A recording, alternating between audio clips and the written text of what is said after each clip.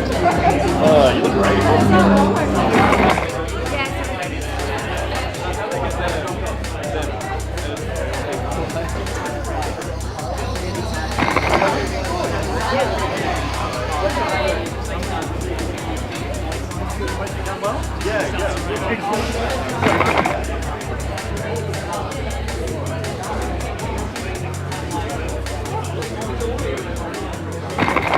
Good evening, everyone. My name is Huong Truong, former MP for Western Metro, proud member of the Brimbank branch of the Greens.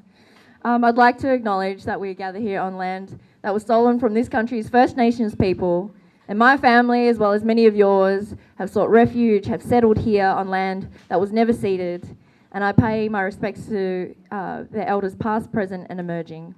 Welcome to our launch for Adam Pulford. Woo!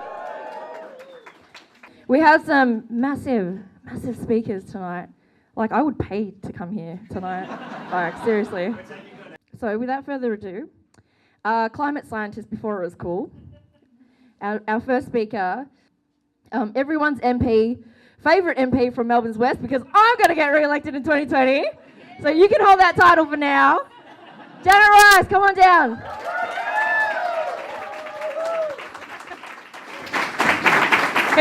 It's great to follow Huong and then to be up here as a Westie, because there's always been a bit of a thing about, being from Footscray, that really the centre of the universe is Brunswick. So being here in Brunswick as a Westie is a really big thing. Yeah. But of course we're here because we're here for the amazing Adam Pulford for the seat of Wills.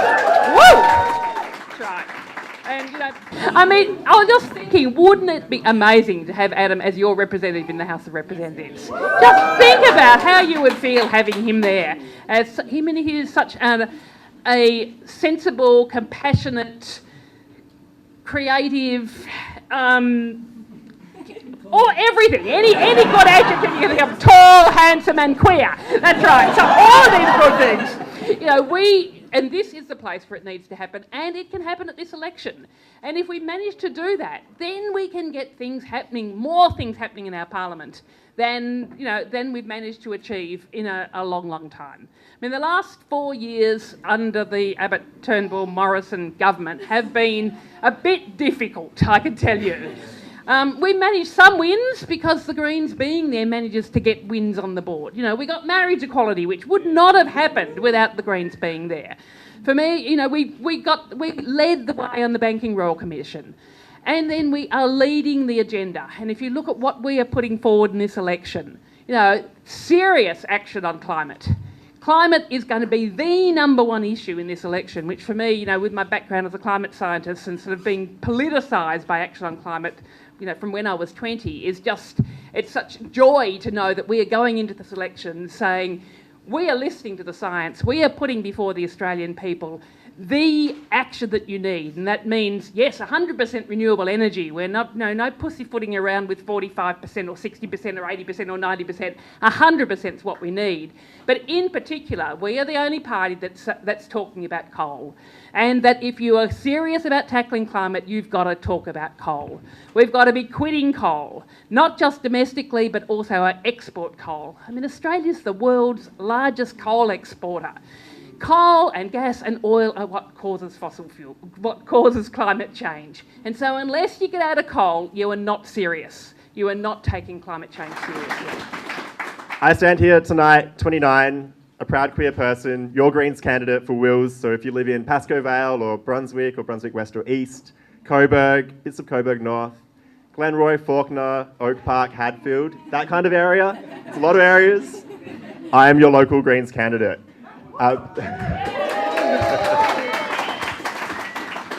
It has been a long journey for me personally to be here. I was born in Arnhem Land in a small town called Nhulunbuy. I was born into a working class family. My dad was a police officer, my mum was a bank teller. She took time off paid work to raise my sister and I, and they were really prioritising our education. Neither of them finished high school or went to uni themselves, so they really were keen for us to go to a good high school. So I did go to a private school, but in Darwin, it's kind of the same as like a public Melbourne school, right? And yeah, I went to uni. My sister and I also went to uni. We weren't a political family, so I have told a few people this, but the first election I voted in, I actually voted for the Liberals. Like I said, it's been a journey, you know. So, to be fair, I got paid $50 to hand out for my family friend who was the Liberal candidate in Darwin at the time. So I just followed that how to vote card that I was handing out. But then I went on a journey. In 2010, I voted for Labor, and it was only in 2013 when I was living in Melbourne that I voted for the Greens for the first time, where I voted for Adam Bandt. And how could you not vote for Adam Bandt? So although we weren't a political family, my mum always had a strong sense of social justice, and I think she passed that on to my sister and I. So in 2007, I was one of 700 young people who went on the Make Poverty History road trip. We travelled across the country for a week, campaigning for our political leaders, all of them to commit to increasing Australian aid and doing our fair share to tackle global poverty. In 2013, I found myself on a stage on the lawns of Parliament House in Canberra, leading 1,000 young people at that road trip to end poverty. We had an ambitious title. But I was on stage there. We had then Foreign Minister at the time, Bob Carr. We had Christine Milne, then leader of the Greens. And we had a Liberal, but I can't really remember who they were. But I was standing in front of there, and we were leading 1,000 young people, chanting and calling on all of our political leaders to do our fair share and increase Australian aid. It's a fight that continues to this day. After that, I was a youth representative to the United Nations, which let me travel all across the country and talk to young people about the issues that they care about. And we wanted to tie it to action as well. We didn't just want to hear what young people cared about, but talk to young people about the power that they have to create the worlds that they want to see. So we ran a big Enroll to Vote campaign and said, you've got to vote for the people that will fight for the things that you believe in. And we have seen how powerful young people are just in the last few months with the school strikes for climate, the student strikers there. Hands up if you've been to one of those student strikes for climate. Yeah, lots of people in this room. How inspiring are they? So after that, I've worked in the Human Rights Commission in Victoria. Basically, I've campaigned for social justice, probably from my mum's influence, for the last decade or so, and that leads me to being a Greens candidate here today. The reason that I'm running for the Greens is that right now we are one of the wealthiest countries in the world, but economic inequality is at a 70-year high. While our country is getting richer, the wealth is ending up in the hands of smaller and smaller amounts of wealthy people, leaving the rest of us behind.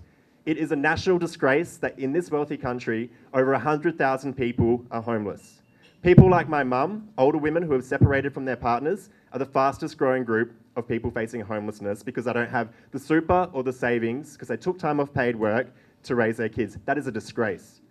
When we have 1 in 7 children living in poverty, when we have people who are looking for work and are living off New Start that hasn't risen for 25 years, condemned to a life of poverty, that is a disgrace. Yeah. We have economic inequality at a 70-year high. We also have climate change getting worse. We started this year with 1/3 of flying foxes' population in Queensland dying because of an extreme heat wave. Queensland was flooding while Tasmania's ancient forests that haven't burnt were going up in flames. I think these two crises are the things that our political leaders should be tackling, yet so many of them refuse to do anything about it. Instead, they drive fear and hatred between us based on our gender identity, our sexuality, our race and our religion to try and distract us from what's really happening, and that is that they are doing the bidding of their big corporate donors rather than acting in the public interest. This is the state of politics that we find ourselves in, and I think this is why so many people are tuning out of politics. We're going door knocking every weekend and we're going up further and further north, and so many people are saying, I don't see why I should listen to politics. I feel like nothing ever changes. The thing is, I'm an optimist. I have hope. There are things happening around the world that do give me hope. The student strikers for climate, for example. That is a movement that we haven't seen in so many years, and it's touched so many people across the world. The Greens are the party that want people to tune back into politics. We put people and the planet at the heart of our politics, and we don't take those big corporate donations from companies trying to buy political influence. Instead, we are powered, our campaigns, everything that we do are powered by people like you. We want our politicians to be accountable to the community and start tackling the issues that we all face. We can be a country that, instead of talking about building a new coal-fired power station, phases out coal, acts on the climate emergency, and transitions to 100% renewable energy.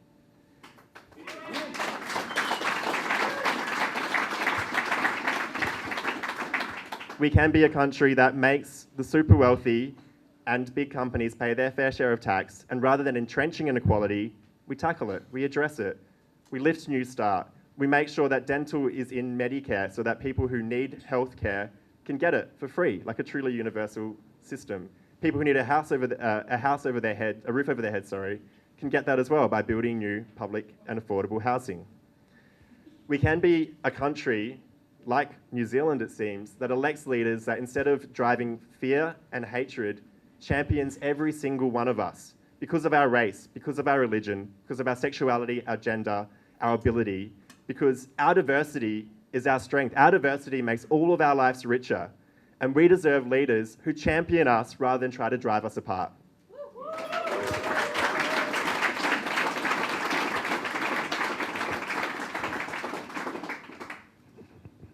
So that's why right now, more than ever, it's important that we get more Greens elected into Parliament.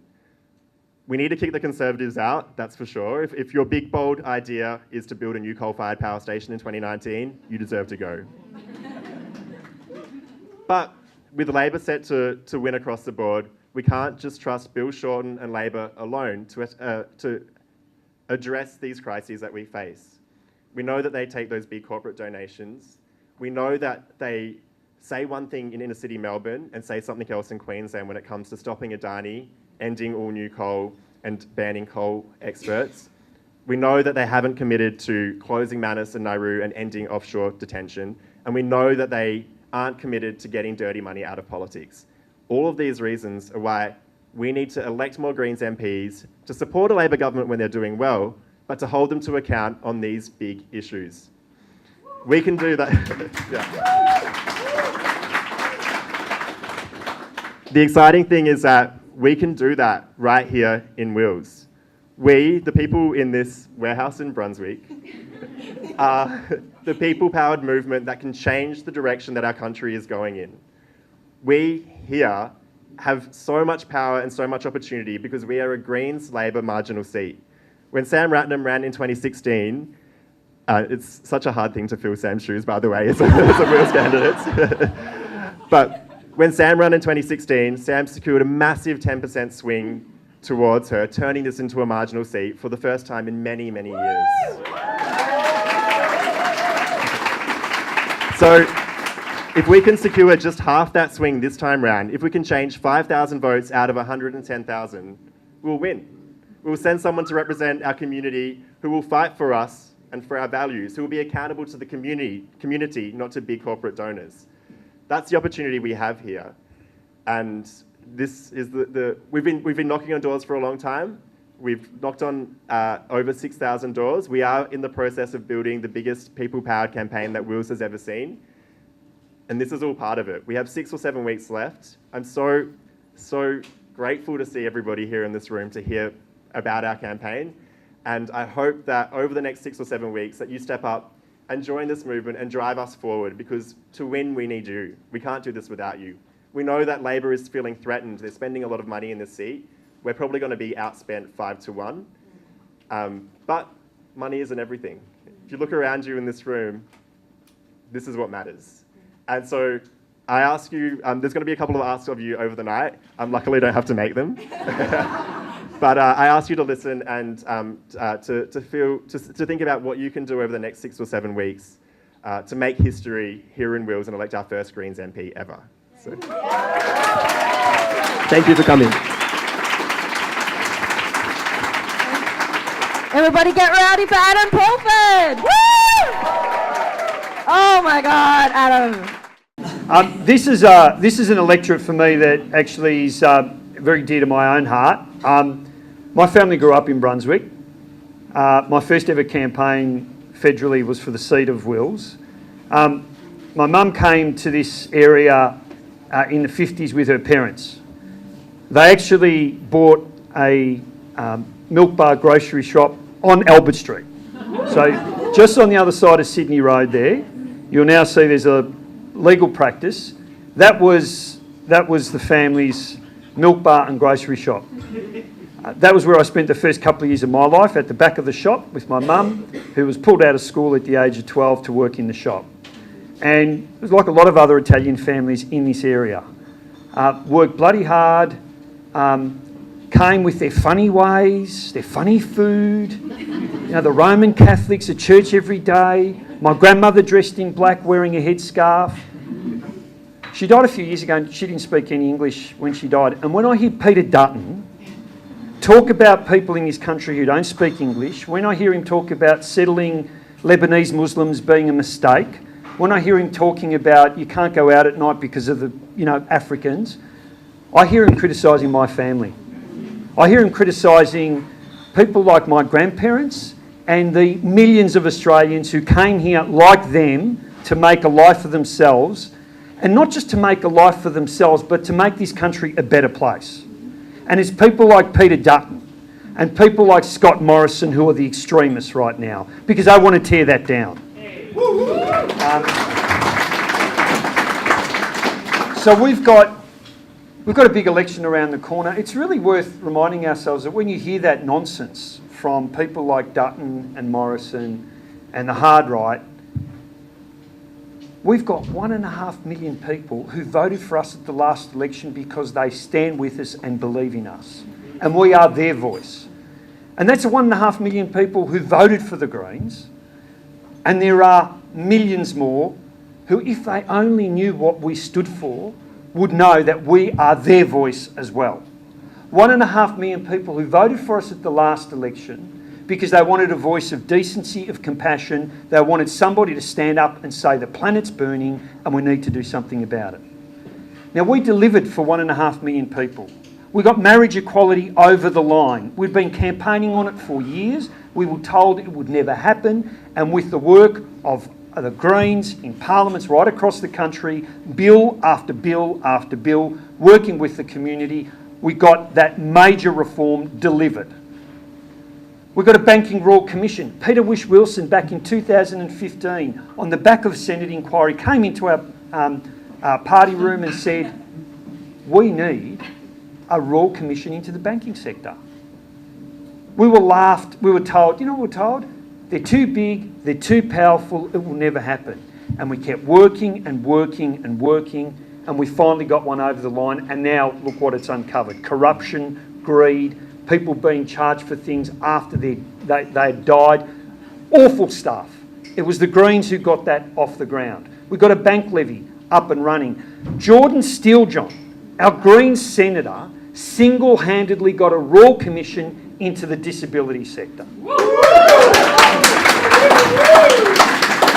It's the Greens who have delivered in this parliament. And our agenda is tearing the coalition apart. They're fighting over climate change. The Libs and the Nats are at war. The Libs are divided.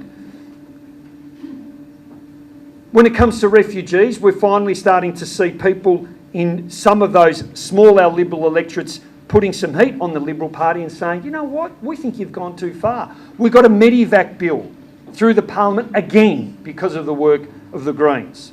The Labor Party, despite swearing black and blue they wouldn't do it, have now supported our position for a national anti-corruption body. And guess what? The Liberals now back one as well. It's the Greens who put that on the agenda in the federal parliament, and now we've got both major parties backing it. Geez, they're going to be busy. They are going to be bloody busy. The Murray-Darling Basin, a case study in corruption. The Great Barrier Reef Foundation, $500 million given to big business of people who are responsible for dangerous climate change, basically given by the Prime Minister in a secret meeting. I mean, there is so much corruption in our parliament, and I use the word advisedly because if somebody brings a paper bag and gives it to you under the table, we call that corruption. But you know what I call corruption? When the coal, oil and gas industry walk into a meeting, bankroll political parties, $8 million since 2012 from the coal, oil and gas industry to the Liberal and Labor Party. They don't do it because they believe in democracy and they want to see it flourish. They do it because it's a return on their investment. So we've delivered through the course of this parliament, and with an election a few weeks away, we are going to be the only voice putting forward a plan on climate change that is the plan that we need based on science and not politics. On Thursday, we announced our plan. Coal's the biggest contributor to climate change. We've got to actually understand that unless we're prepared to deal with coal, we've got no plan to deal with climate change. If you're not going to tackle the single biggest cause of climate change, you can't be taken seriously. Again, neither major party prepared to do it. You're the Prime Minister who brings a lump of coal into the Parliament. And they call us extreme? In the middle of a climate crisis, this joker comes in with a lump of coal and starts waving it around? You've got the Labor Party who won't do anything about Adani, who want to see the coal export industry grow. And yes, it's the Greens with a plan, a positive plan to phase out coal and to bring in 170,000 new jobs. But we came through, and you know what? What was the response we got? Well, we had, of course, all the people who know this stuff, who are serious about it, who understand it. Australian Conservation Foundation, Environment Victoria, Friends of the Earth. We had the Clean Energy Council, the Smart Energy Council, the Renewable Energy, basically, advocacy community, all coming in and backing our plan. And of course, we had the hard right out there, head in the sand, pretending this stuff is a confection. It's part of some ridiculous culture war. No, it's the Greens who are going to be taking the only viable plan to deal with climate change to the next election. We're a party that's going to take the only plan to actually fix our politics, which is get rid of the dirty money, the coal donations, the oil and gas donations, the money from the alcohol industry, from the gambling industry. What a disgrace, that report we just saw in the Age, I should say the Channel 9 entertainment papers, last week. You know, the pokies industry bankrolling the Liberal Party, the Labor Party, other parties, because they didn't want the Greens to have the balance of power in the state parliament because they knew it would be bad for their business. Of course it was going to be bad for their business because we actually care for people. We don't care about these big businesses who only care about their own profits. So we've got a plan to get rid of big money, dirty money out of politics. Close the door, the revolving door between lobbyists and the parliament. You know, Chief of Staff Bill Shorten and Scott Morrison have both had, as their Chief of Staff, lobbyists for the coal industry. Some of these people can't even wait to get out of the parliament before they get on the bankroll of one of the industries that they were regulating. You know, some of them are getting paid a wage while they're in the parliament before they actually go and do their lobbying outside the parliament. We've got so much work that needs to be done. And we will be the voice for multicultural Australia. We're going to call out the hate speech that's been going on. We're going to make sure that we've got laws that regulate our media so that if people like Andrew Bolt and Alan Jones and Chris Kenny, and I could go on and on and on, if they want to use hate speech to divide the community, then they're going to be held to account for that hate speech.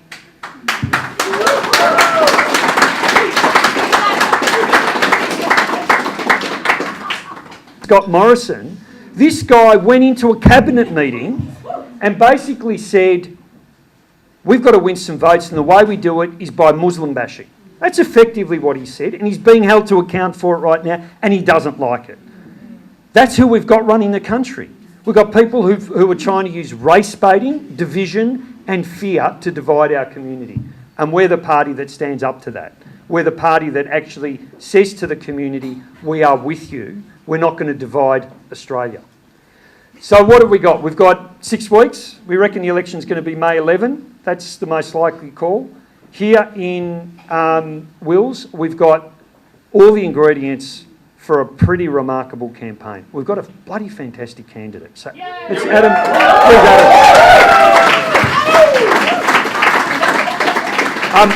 Adam did a little bit of work for me in our office, and Adam is an outstanding human being. He's a person of deep integrity.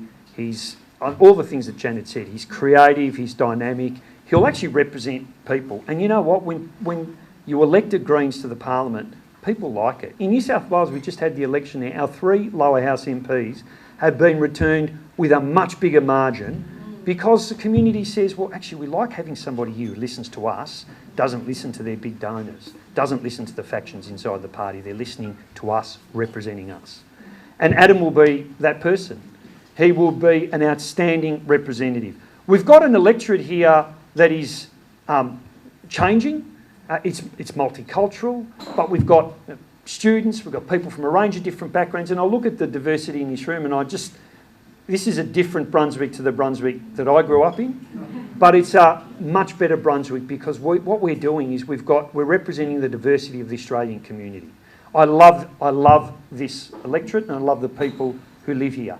And all of the work that you've done over a number of years, supporting our campaigns, the work of people like Samantha, our great local councillors, where are you all? Put your hand up. Nat and Mark, doing an incredible job. And so I think when you consider that we've got the biggest issue running in our favour, and that is climate change, and the only party with a plan to tackle it, a great candidate, a really exciting, energetic campaign, building on the work of our local councillors, who says we can't win it? Who says we can't? We got 10% at the last election. We need to get half that, and this is a Green seat. I know Peter Khalil's running scared. I see his face on billboards all around the place now. And for the first time ever, they've actually got a local member who's getting off his bum and knocking on some doors because he knows that there's a threat from the Greens. That is a good thing. And regardless of what happens here in Brunswick, everything that you do is going to help get Janet Rice elected because we've got a senator to be re-elected in Victoria. So all of the campaign... So you'll get double value out of this campaign. I just say to all of you, thank you for what you've done so far. Thank you for coming here and supporting Adam. But the hard work really starts now. We've got 6 weeks until the election. We need to knock on doors. We need to, if you can, dig in. Janet Rice is the best. Yes, good. I agree with that. I'm Tim and welcome to my roof. I don't know. That's a bit cryptic. And that one there, I don't even know what that means, so I'll just leave that. So we've got 6 weeks. Now's the time. If you haven't got money, pledge to put your name down. I'm sure there are some, we've got clipboards running around the place. Get involved with the campaign. It's better than sitting at home, listening to these jokers and throwing stuff at the tally. It's actually a very empowering thing to do to get involved with an election campaign. So with your help, we get Adam elected. We have more people in the lower house. The last time we got a lower house member elected in the federal parliament, we got a price on carbon, we've got the Clean Energy Finance Corporation, we've got the Australian Renewable Energy Agency, we got dental care into Medicare. That's what voting Green delivers, and that's what it might deliver for you if we have a great result in a few weeks' time. Thanks, everyone.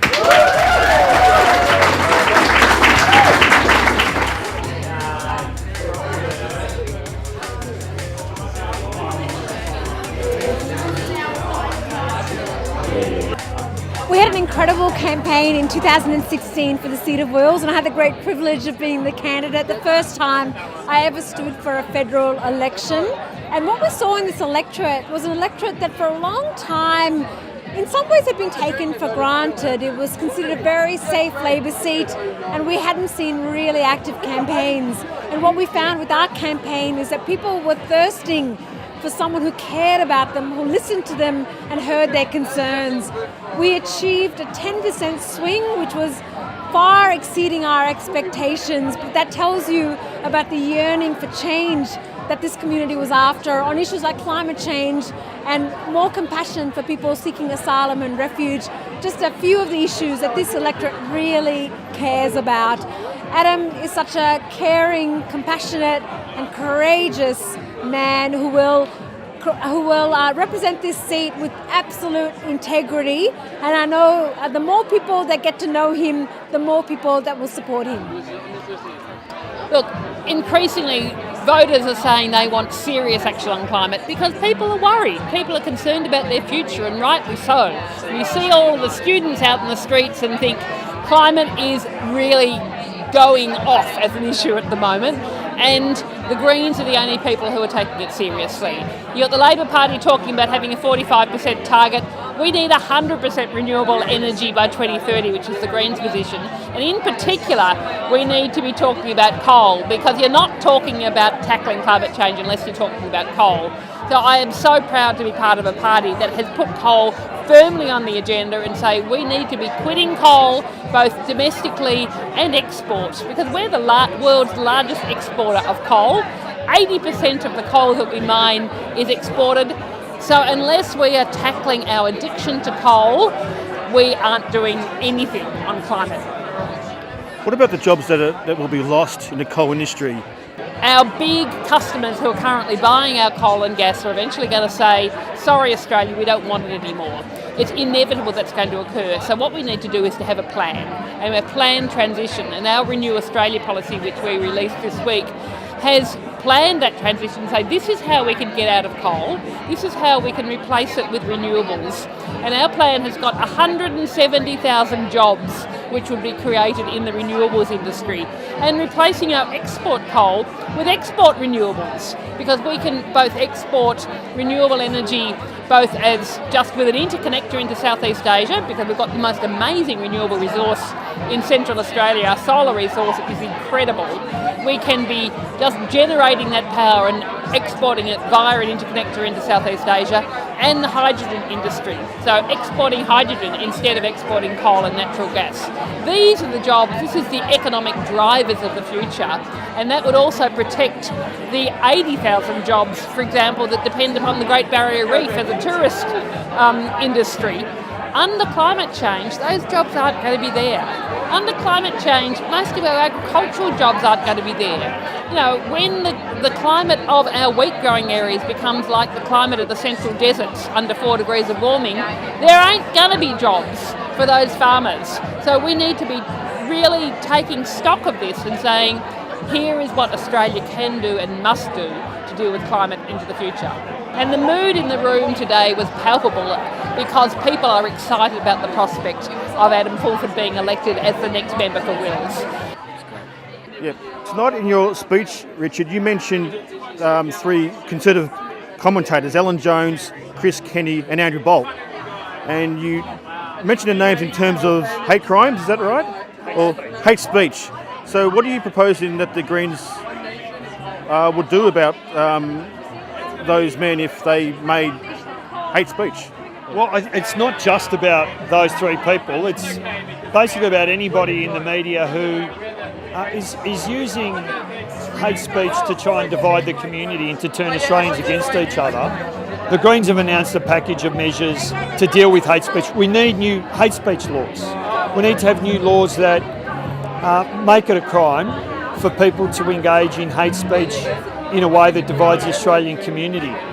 We need to make sure that we've got much stronger regulation. And at the moment, when you look at the regulators for the media, for example, ACMA, they don't have the power they need to hold these really powerful voices to account. So a combination of tightening media regulation in a way that it's making sure that the public interest is protected, and also making sure that there are laws that protect the community against the hate speech of people like Andrew Bolt. But how would hate speech be defined, and who would be defining it? What we're proposing is that we have a parliamentary inquiry to codify what hate speech looks like. At the moment, we've got, for example, laws against racial discrimination. And under the Racial Discrimination Act, we've codified what it means to breach, basically what racism should look like when it's codified in law. And so if we can have laws, and we're smart enough to be able to create laws against racial discrimination, then there's no reason why we can't do the same when it comes to hate speech. We're not going to prescribe what that looks like now, but we want to have an inquiry, a parliamentary inquiry, that teases out some of the unintended consequences that do come up if you don't do this carefully. But we believe that through that inquiry process, we can codify it and come up with a set of laws that say, if you're engaging in hate speech for the purposes of dividing the community and targeting a specific group on the basis of their race or religion, then you should be held to account for that. Final question about the candidate tonight, Adam Pulford. What do you think is his strongest attribute, especially that he's possibly going to become a federal MP? Well, Adam Pulford's a very young, dynamic, creative and decent human being, somebody of very deep integrity, somebody I've known for a number of years now. He's very clever, he's compassionate, and he's a great, I think, fit for this electorate. A young, dynamic person, engaging with the people of Wills.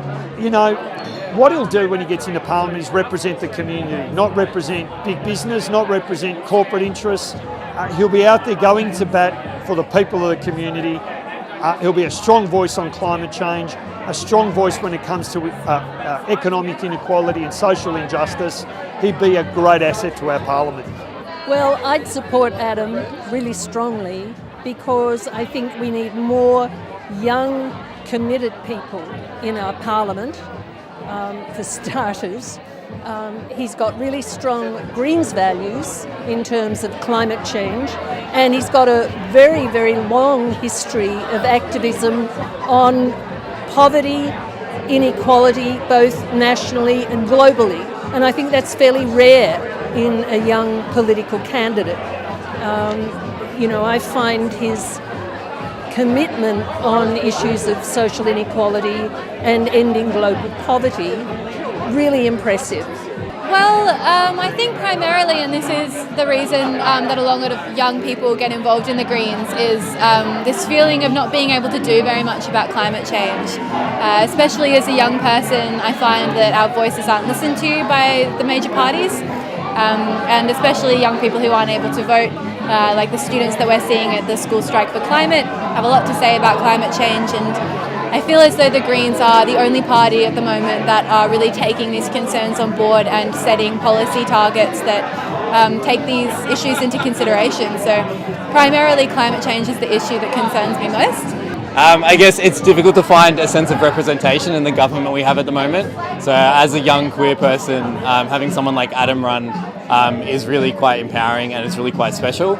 If you care about minorities, if you care about the environment, if you care about people in general, voting for the Greens is obviously the most sensible option. So Wills is in inner city Melbourne. It's just north of the CBD of Melbourne, and it covers the suburbs of Brunswick, Brunswick East and Brunswick West, Coburg, Coburg North, Pascoe Vale, Glenroy, Fawkner, Oak Park and Hadfield. I think right now across the world we're facing two major crises. One is that economic inequality is rising and climate change is getting worse is the other. So we need to elect leaders who will fight to tackle these crises, to make sure that everyone has the opportunity to live a good life and that our wealth is spread around, but also that we fight climate change. We stop climate change from getting even worse by cutting pollution and quitting coal and investing in renewable energy. Another priority is making sure that we treat refugees and people seeking asylum with compassion rather than the cruelty that we're seeing from both major parties. So right now, instead of acting on these big crises that we're facing, the climate emergency and rising economic inequality, instead we have far too many of our political leaders trying to drive fear and hatred on the basis of our religion, our race, our sexuality, our gender, or any other aspect about ourselves. And that includes demonising people seeking asylum or refugees. We need to end that. People who are seeking our help, we should open up our arms and accept people who genuinely need our help. So the Greens are fighting for compassion, not cruelty for refugees. A couple of people ask me, aren't you a little bit young to be getting into politics? And I think that's because right now most of our politicians are much older than the average age of the Australian population. So the average age of our parliamentarians at a national level is 52, whereas the average age of Australians is 38. You can't be what you can't see, so I think lots of people don't see young people being politicians and so don't assume that young people can be. But I think right now it's important that we get some fresh ideas into our parliament, because far too many people are tuning out of our politics because they're not inspired about what's happening. They don't feel like our politicians are acting in the public interest. So if we get some more young people involved in politics and some more young people elected to our parliaments, they'll be more representative of everybody and thinking about the long-term impacts of policy decisions like climate change, like infrastructure investment, and like looking at tackling the housing affordability crisis as well.